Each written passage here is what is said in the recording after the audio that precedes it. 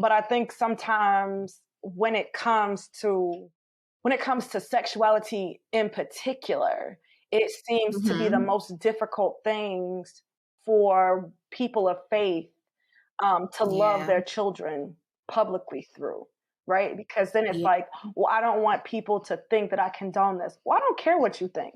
I literally don't care. I'm not in relationship with people outside, like whoever's watching. I'm not in relationship with them. I'm in relationship with my children. And I want them to know that they are loved, that this is like, we are still, those are still my kids. We are still in relationship.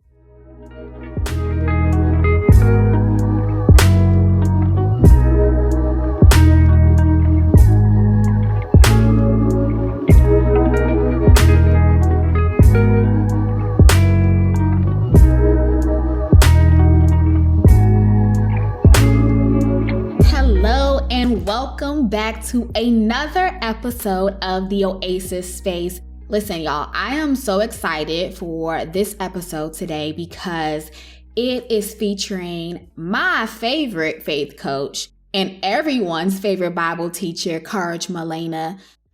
This episode is so good because as we are going through the series of Embracing for Impact, as it relates to our personal relationships with our children, I thought this was a topic that needed to be discussed. It's one that has been, in some ways, a focal point, but also glossed over. And what happens when these situations of conflict within our children arise that presents itself that may disrupt our peace? And how do we handle it? How do we pivot when that chaos ensues? And Courage, being in the faith field that she's in, I thought it would be an amazing opportunity to get her perspective on this and just have a really good dialogue on how our relationships can transform from peace to conflict as it relates to those personal relationships with our children. So before I get started, I'm going to just share a little bit with you all about Courage. Like I said, she's definitely my favorite faith coach, but she's also everyone's favorite Bible teacher. It's no surprise that her life's work is to help ambitious, purpose-driven women to build extraordinary faith so that they have the confidence to go after the life they really want. She believes the foundation of becoming your most bold, confident, and courageous self is in the daily habit of studying and applying the Word of God to your life. As a lead pastor for Dose of Courage Community, a global online church for women, she preaches and teaches the Bible weekly. Through her online school, Courage Molina University, her courses teach women how to build routines, habits, and mindsets that will support them on their journey to greatness. Courage is also an author and the host of the award-winning podcast, Dose of Courage, and she's a wife and mother of 3 currently living in North Carolina. So without further ado, I am not going to hold y'all any further. Let's get into this conversation with Courage Molina.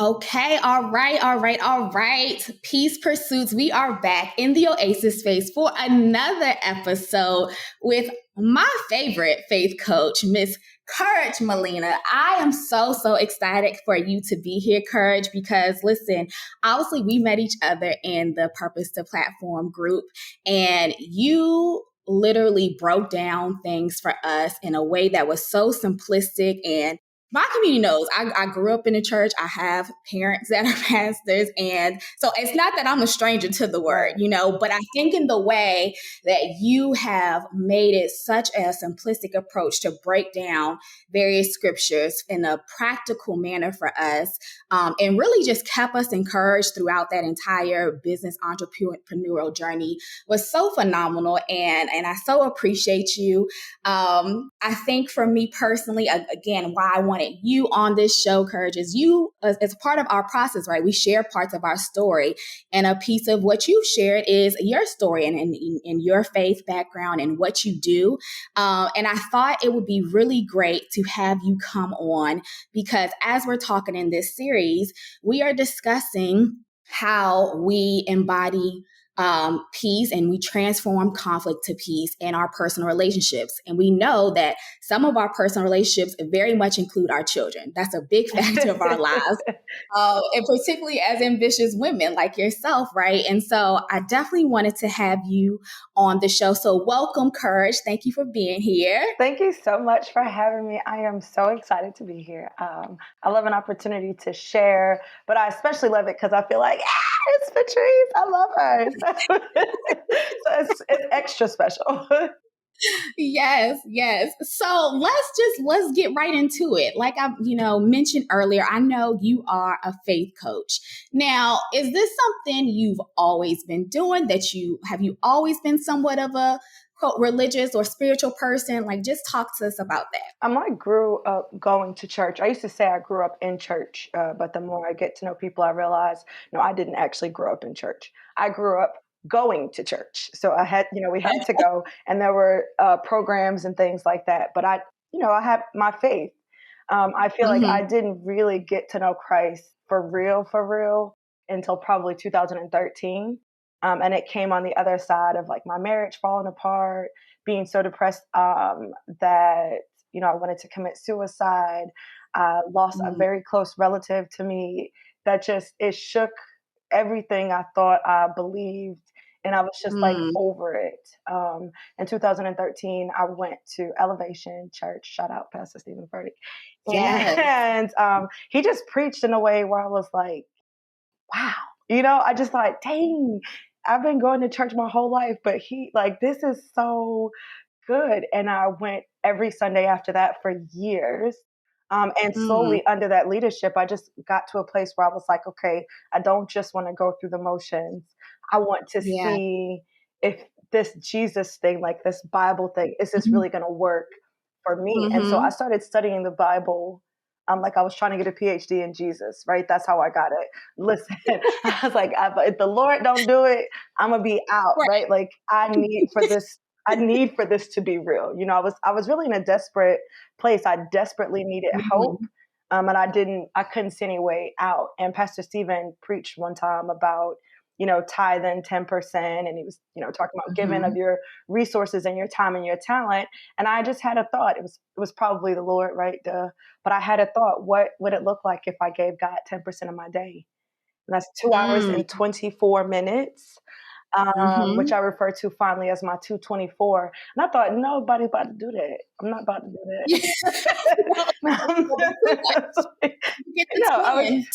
10 minutes, 2 hours. I was like, I have kids, I have a husband, I work, I had a regular job, I was a school teacher. Ain't nobody got 2 hours and 20, ain't nobody got that kind of time. You tripping. Right. But I like tripping, right? Let's just be honest. I pulled that calculator out and I saw that amount of time. I was like, no, I don't even know where I could take it from. But that feeling did not leave me. And so that's when I leaned into it and eventually grew to spending that amount of time in the Word. So that's how I got it. And when you spend that kind of time in the Word, at least for me, being able to hear from God, being able to see where culture has presented itself as Christ, I was like, what?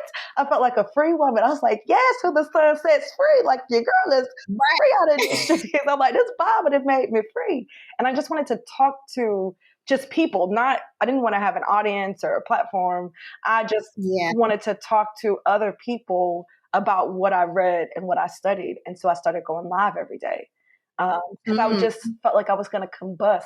Like, oh my goodness, did you know? Yeah. Right, that's what I wanted to say every day. Like, oh my goodness, did you? Because I read this, that was how.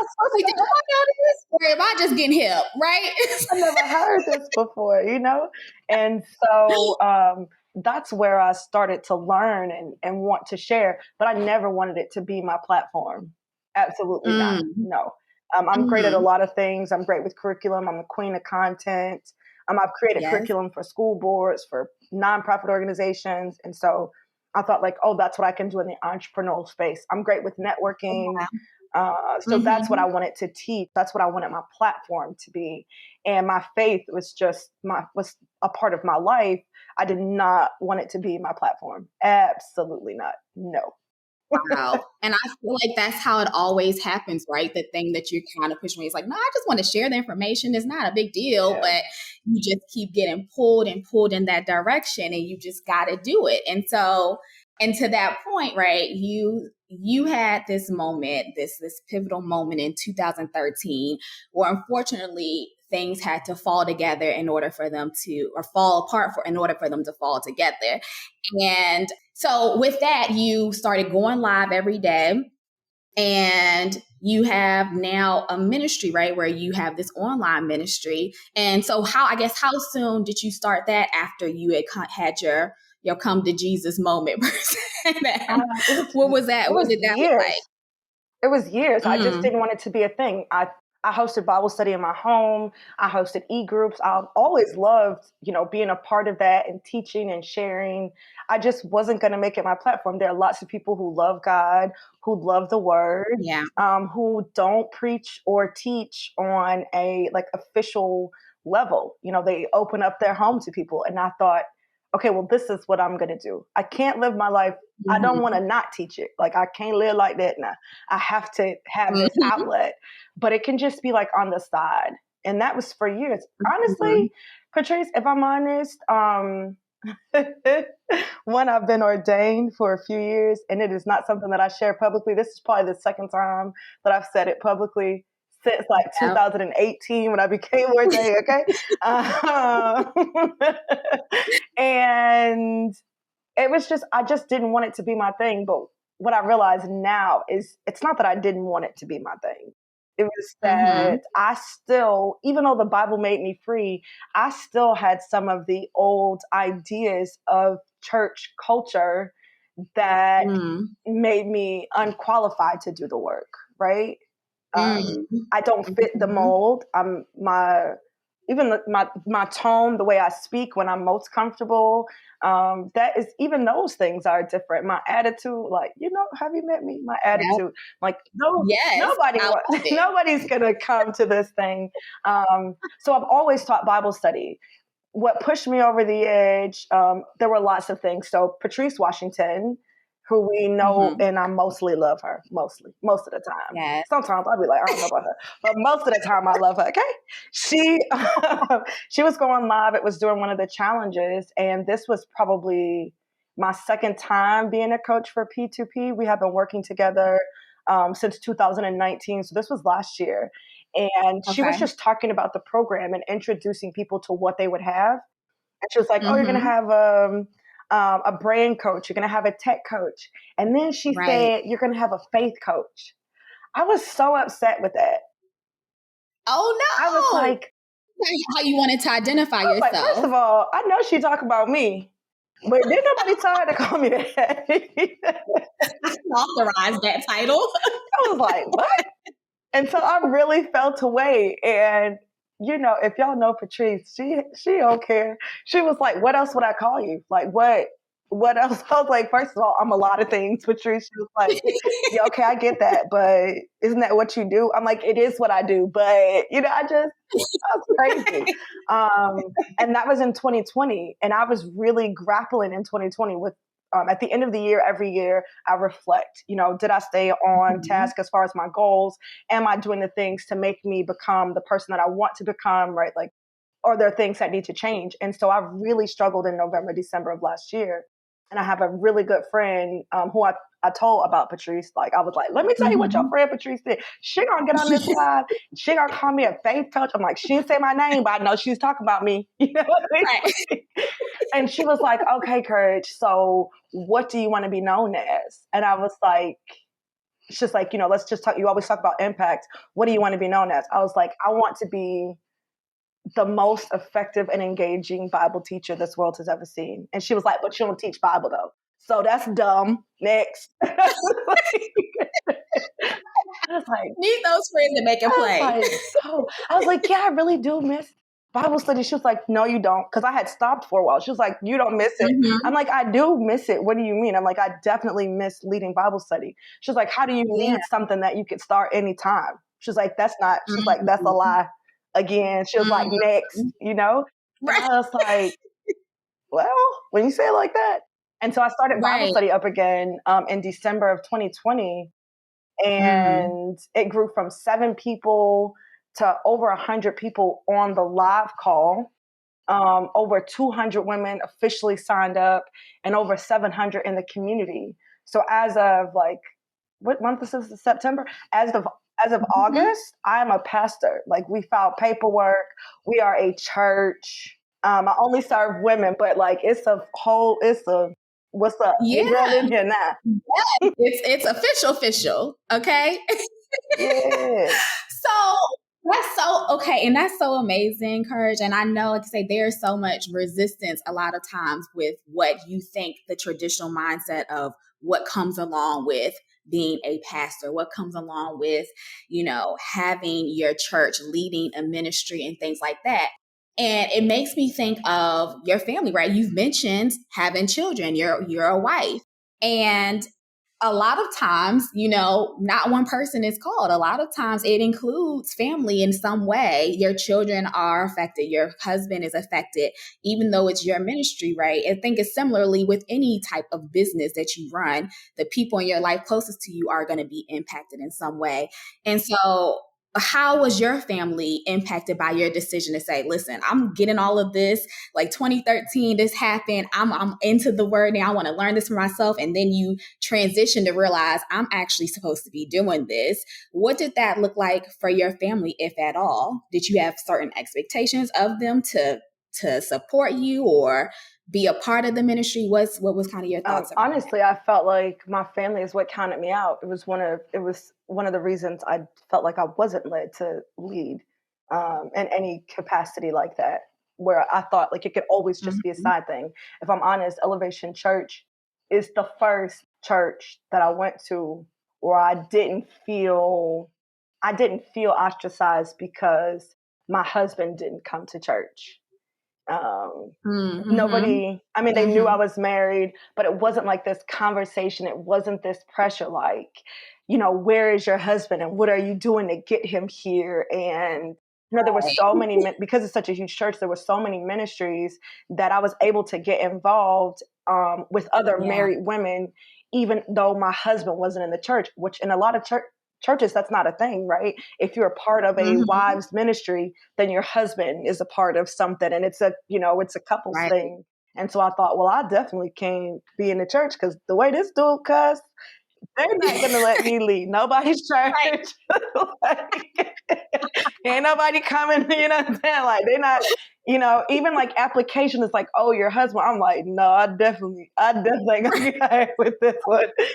No, he a different type of dude. I love my husband. We've been together for 25 years, and you just feel like you can't do it. But I took my kids to church. My kids were young; they had to go, but there was some tension sometimes because I value being in church more than other things. I felt like it should be respected, like going to school. And so if there was something he wanted to do, there was that conflict where it was like, well, I want to leave at this time. I'm like, okay, well, you can go, but they not going because they going to church. Okay. So now the kids are mad. Now the husband's annoyed, right? Because it's like, oh, you've given all this time to those people. I'm like, it's not about those people. I don't know those people. From Pastor Stephen could not pick me out of a lineup, but the Lord has saved me and is changing me. So we going to the house because of what the Lord has done. We volunteering because of what the Lord has done. Elevation, I mean, I love Elevation, don't get me wrong. They don't know me. Yes. They did not save me, friends. The Lord did. Right. So we're volunteering because of that. So it was difficult. And then my oldest came out at an e-group. My oldest came out during Bible study in one of her youth e-groups. She was in 9th grade. Her pronouns now are he. I still struggle, so I'll probably go back and forth with he and her because it's a real struggle for me. But and the e-group leader called me. I was like, oh, wow. I really felt away. I really felt away. One, that Micah didn't tell me. And two, that you did it in such a public way with the church and at the church. And I just felt Like there was going to be so much backlash. Like she was going to be ostracized. I hadn't been saved that long. And I felt like if Yeah. somebody say something slick to my child, they're going to see where I'm from. You know what I'm saying? You Like gonna all of those yes. things. But she was amazing. Her e-group leader, it was a couple. When I say they were amazing, they called. She was like, I just want you to know that this is what Micah said. I didn't know if you knew, but I know that I would want, someone to call me. She was like, and just so Yeah. the kids just were like, well, that's not what God wants for you. And that was it. She was like, and then we just moved on to whatever the next thing was. She was like, I still want her to come. I don't want her to not come. Like this is a safe place. I'll never let anybody mistreat her. So that was an amazing thing. The sad part is that her leader responded with more love and compassion than I did. I did not respond. It makes me want to cry sometimes when I think about it. I did not respond in a way that was reflective of the love and light of Christ. I was more embarrassed. I thought about what it meant for me, what Yep. I thought about what I wanted Micah to be, the dreams that I had for Micah. I questioned our own parenting. I'm like, this probably all took place while I was too busy being depressed and drinking every dang day and closing myself up in the room and just not being present, all of those things. And I know that my words were not cruel, but my attitude and my tone were cruel. I didn't want her to say anything. I didn't want her to tell people. I wanted her to be ashamed. Like I wanted her to feel like, I didn't want to make her feel that way, but I wanted her to feel like this is something I should keep a secret. This is something I shouldn't share with other people. And that was just, that's where I was. That's just where I was. Yeah, and that's so good, Courage, and it's so honest. It's so honest because, when I talk about how conflict shows up with us, it primarily goes back to the identity, right? And it's what I've shared is that I feel that a lot of times it is a misalignment of the heart and the mind. And when you are conflicted in whatever it is, whatever the situation, this being that your daughter, who now pronouns he, came out, right? This is something where you immediately did not think of, well, did she feel coming out to this group of strangers? You went to, I'm embarrassed. What does this mean to me as a parent? Does this mean I felt her in some way during this time? What, when I was struggling myself, because you're a human too, when I was struggling going through my own stuff, was that because I was neglected? And you started to put blame on yourself for something that was just her thing. It was personal to her. And one of my favorite statements is, it's not personal, but it's personal, right? It's like, it's not personal to you, but it's personal for me, And so you kind of took ownership of something that was just personal to her and made it feel that you were to blame, or you and your husband were to blame. And it wasn't even something for you to carry. But again, I think going back to, you were newer in the faith, you were newer, and it was like, well, what are these people going to think of me? And then it's protection mommy mode. What are they going to think of her? Because now I'm going to forget all my religion. I'm going to forget all the Bibles, the Bible lessons I didn't learn, and I'm going to have to throw these hands, okay? I'm going to have to lay hands on people for real. So this is what you go to. But really shows how, the identity gets exposed, because it's like, this is not what I dreamed for her. Never mind what she dreamed for herself, but this is not what I dreamed for her, right? So essentially you responded initially in not the best of ways, but obviously this happened early in a time where it did not affect your ministry, it sounds like, to go forth. Or did you have concerns about, okay, the more I'm getting into this, does this mean I'm going to have to reveal this truth to people? Like, how did Micah's revelation affect you moving forward to Dose of Courage Ministries? Listen, we're talking about something that took place 10 years ago. And 10 years ago, I wasn't thinking about ministry.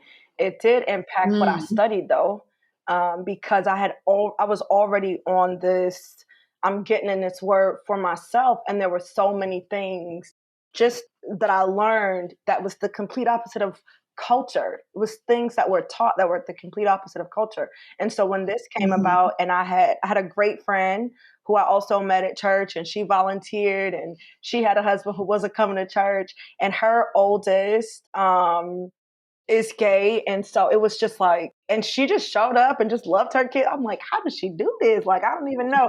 So I think I'm so grateful for that relationship because she was a safe space, you know?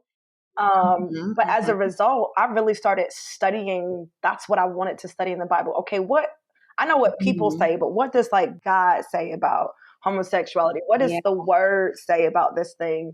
And then my study turned to really, I feel like it was time for me to do for my daughter what I know Jesus does for us, and that was advocate.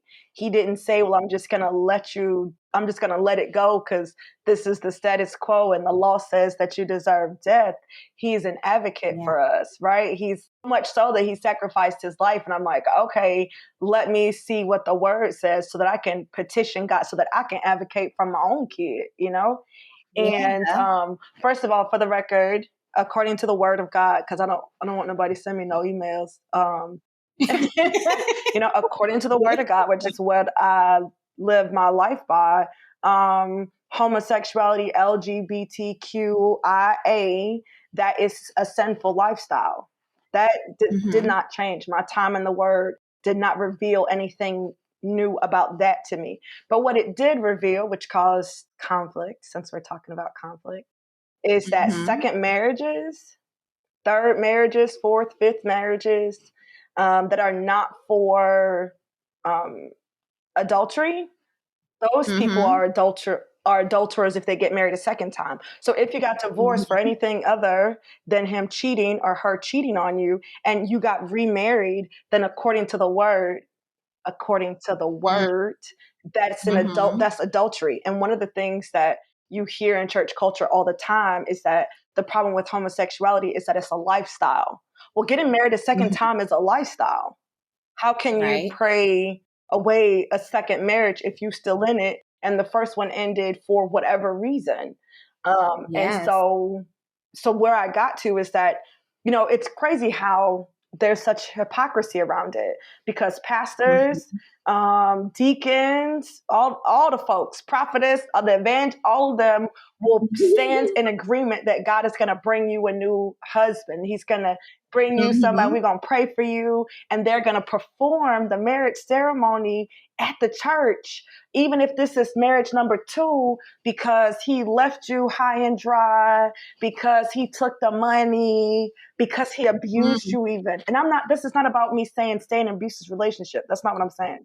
I'm saying, according to the word, if you are married a second time and it was not because of adultery, then you are living a lifestyle. Your lifestyle is sin. And so I started to think about that. And so if God's grace is sufficient for that, if God's blood will cover you with your second marriage, then it will cover my child also. And so that's just where I sit. I don't need nobody trying to correct where I sit. The Lord will continue to grow me in the word. There's no one in this household, not my oldest, my youngest also came out a few years later. There's no one in this household. My children don't believe that I condone their lifestyle. Nobody they don't. Y'all might think that. They definitely don't think that.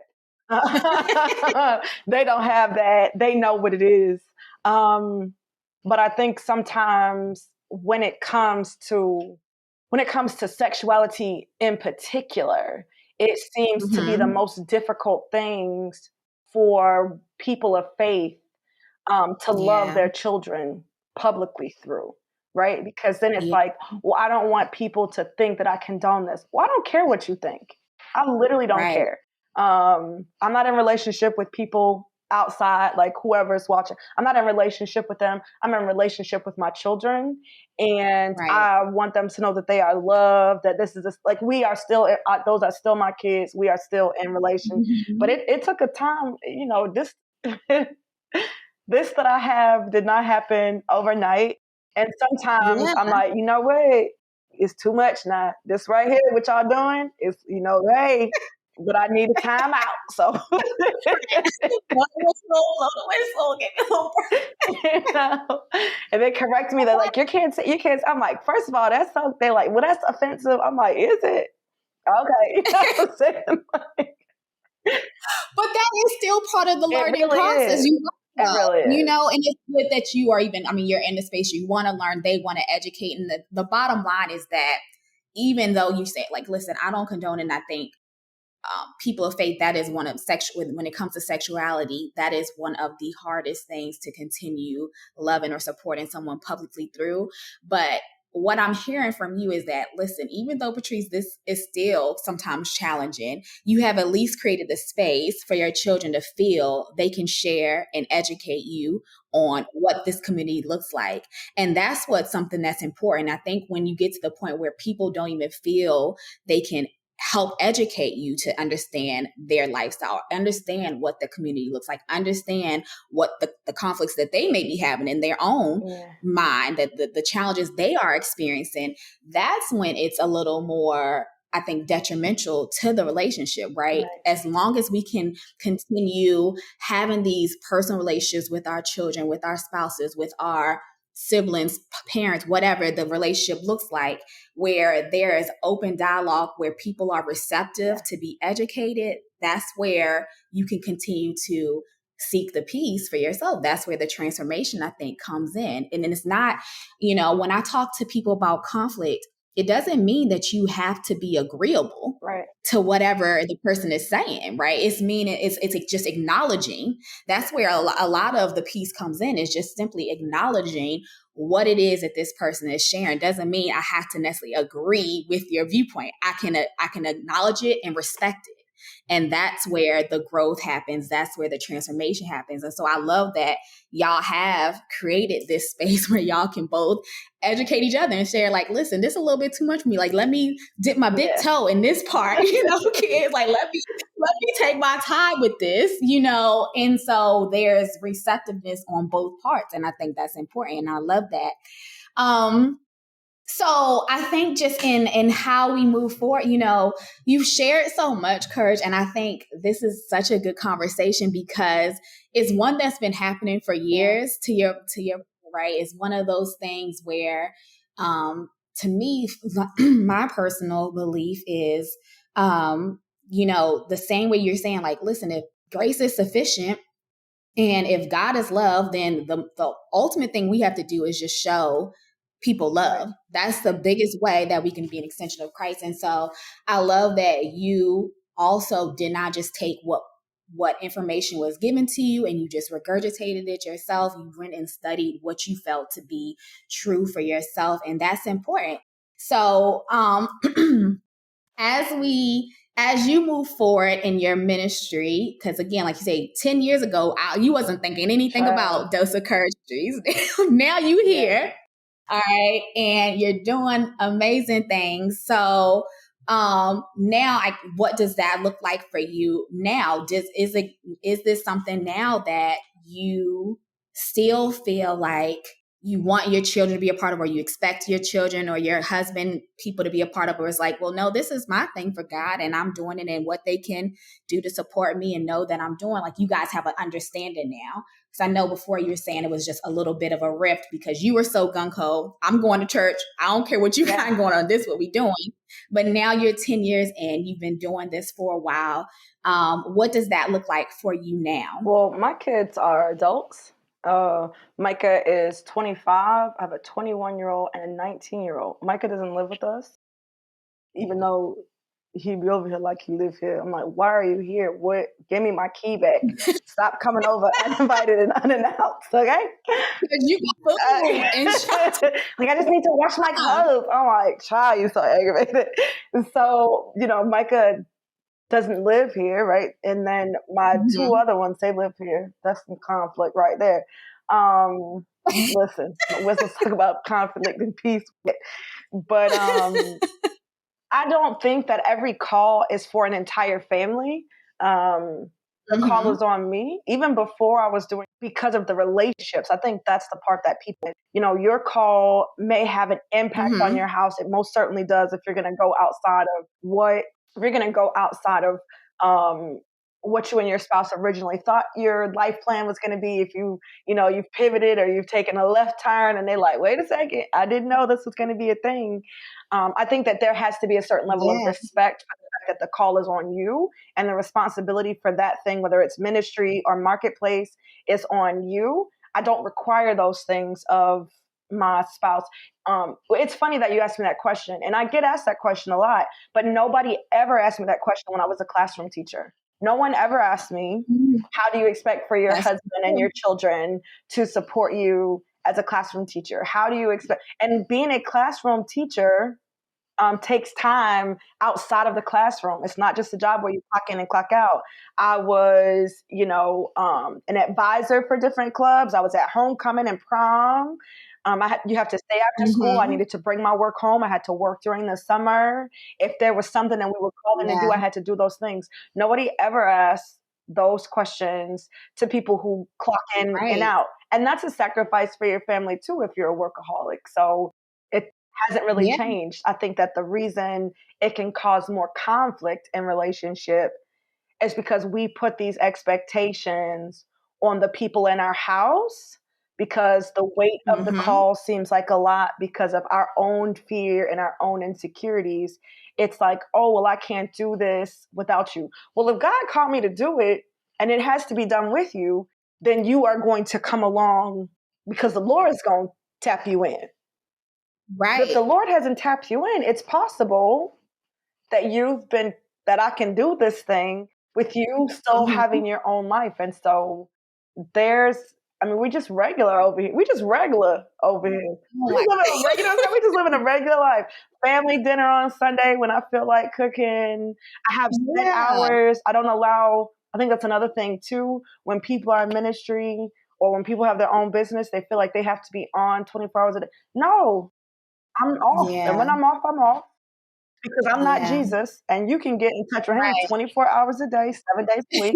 So there's, you know what I'm saying? So I have very strong boundaries as it relates to running the ministry and running my business. We have very traditional roles. I cook. Now, if he listens to this, he's going to be like, she don't be cooking. But I make sure he eats. You can make sure he eats, okay? So I got a strong, let me go pick something up. Ministry. I got a strong, let me go order us something ministry. Like traditional roles like that, I do laundry. He takes care of the outside stuff. So we have very traditional roles. Yeah. You know what I love about that though, Courage, because like you said, it's so often we have these expectations. And I was just having this conversation with someone the other day of just what support looks like to people in relationships, because I think, to your point, it's these expectations of what support looks like from your standards. Like support may be, well, that means you need to also be a part of my ministry or also be a part of my business. But that's not what support always looks like. I think about when Patrice talked about in her, one of her lives or one of the classes we had with her, and she talked about how she would have back-to-back meetings and her husband would just come in and bring her lunch, realizing that this woman ain't took a break. Like, that is support. Yes. It is making sure she's nourished to keep fulfilling her assignment for the day, because she would not have had time to eat. And it's so many different ways that our partners and our personal relationships can be supportive of our businesses, of our ministries, without actually being ingrained in it. Yeah. I think that's this idea that has been sold to us along with these society forms of like, you have to do it in partnership. It's these couple goals and power couple goals. And it's like, you can be a power couple just because he makes you greater by supporting you in not having to worry about the long or listen, this is going on with the kids today, and I'm going to just handle this conversation because you got this going. Whatever it looks like, it looks different for everyone. And so I think, like you say, it's us relinquishing these mindsets to expectations and what does support look like for you so that you can support the call and the business that you have for yourself. So and what that's support so good. Listen. and what support looks like from you. I think that I don't want to leave without saying this, is that, in the beginning, when I quit my job, because I quit my job in 2017,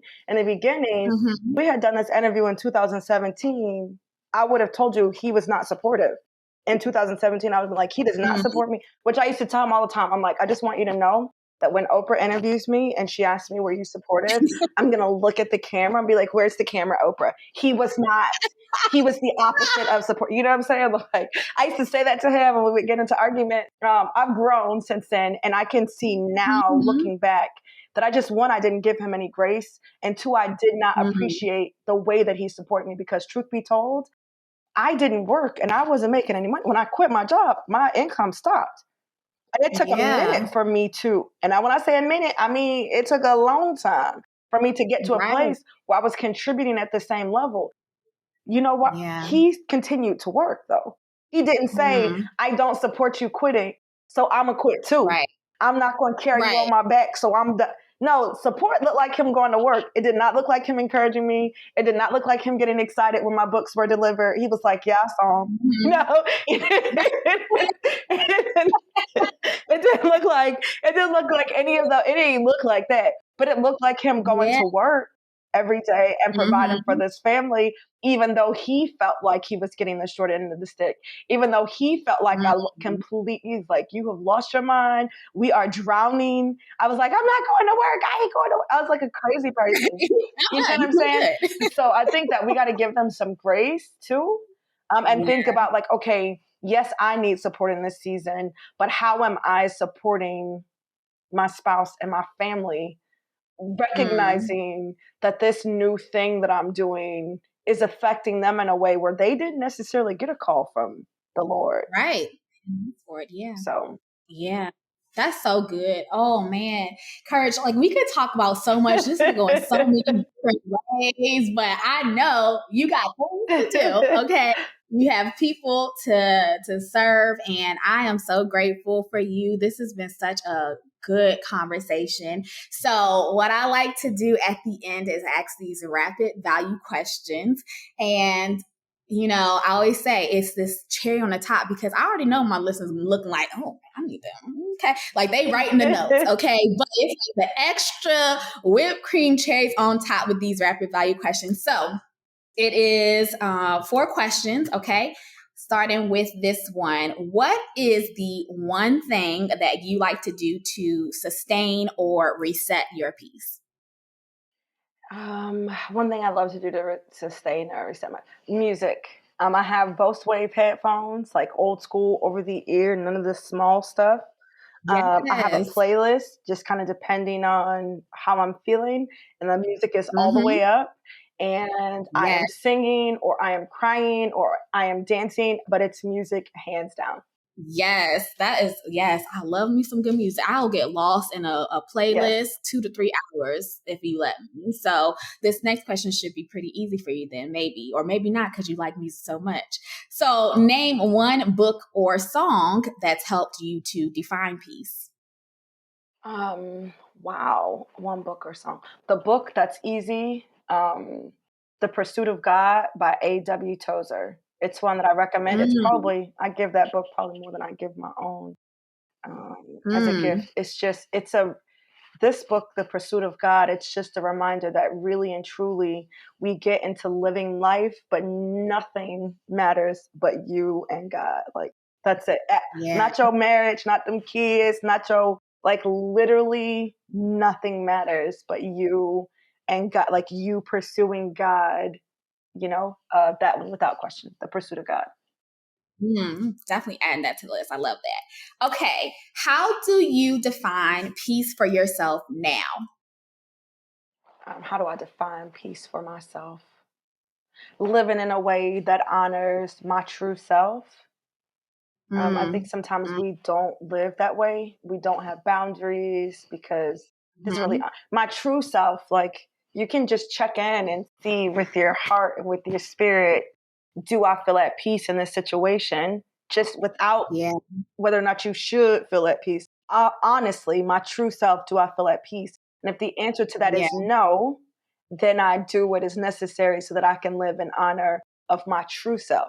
So if that is a boundary, if that is removing, like whatever that looks like, then that's what I need to do without question, honoring my true self.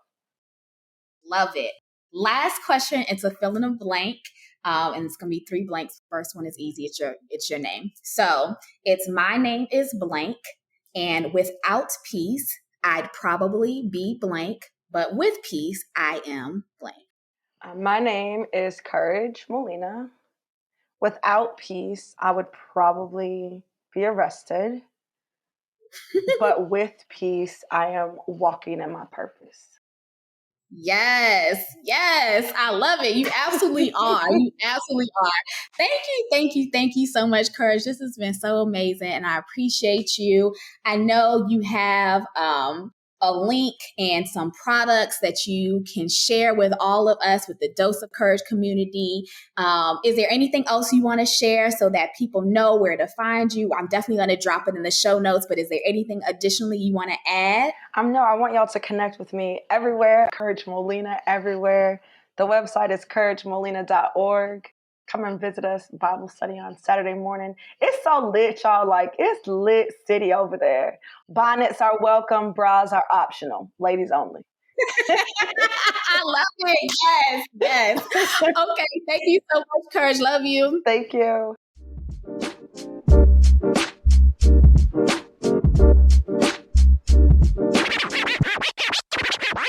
Man, oh man, was that not an amazing episode? I told y'all, Courage is that girl, okay? That woman, she is everything. You know, she was ready to go ahead into Bible study in that interview. I can tell, you know, but listen, I thought that was such a good conversation because again, it is one of those conversations, particularly in the faith populations, that in some ways it gets scrutinized, but then some ways it's swept under the rug. You know, as long as it's not in their face and in people's face, then it's okay. We don't have to discuss it, right? But it's one of those topics we do need to discuss because it is a reality that some parents are facing.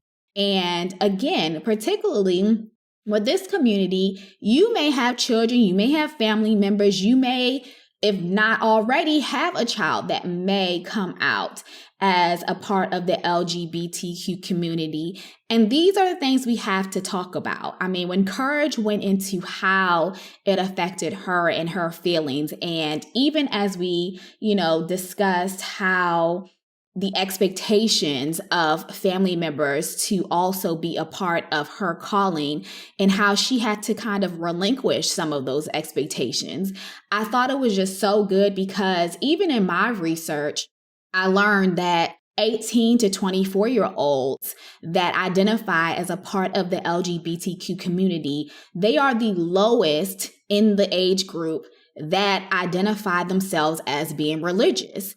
The numbers are getting lower and lower every year. And I imagine for Courage's daughter at the time was younger than 18. So that population could be possibly even a lower amount, you know, and I think we're seeing that in general in that age population, people who identify as religious is decreasing over time. And then when you become a part of a community that has been historically ostracized, that number reduces itself significantly. And so we see in the examples that Courage provided in this episode how really transforming that conflict into a peaceful relationship can ultimately create impact. It is now allowed them to educate one another and to be open to those conversations so that her children can go out and be who they are called to be, so they can really walk in their purpose. And that's what this is really all about, putting sometimes ourselves aside, the identity crisis that may temporarily destabilize us, and really go into what can I do? How can I pivot in this situation and show up for my kids, show up for my family, right? But again, such a good conversation. Courage did share her social media contacts and website, but I will definitely again drop them in the show notes if you want to become a part of Courage's community and join those Bible studies. Like it's lit city over there. It's a good time. So if you want to join that, be a part of that, definitely check out the show notes. In the meantime, between time, I want you all to live your best life and embody peace without ever compromising your authentic identity. Love and light, y'all.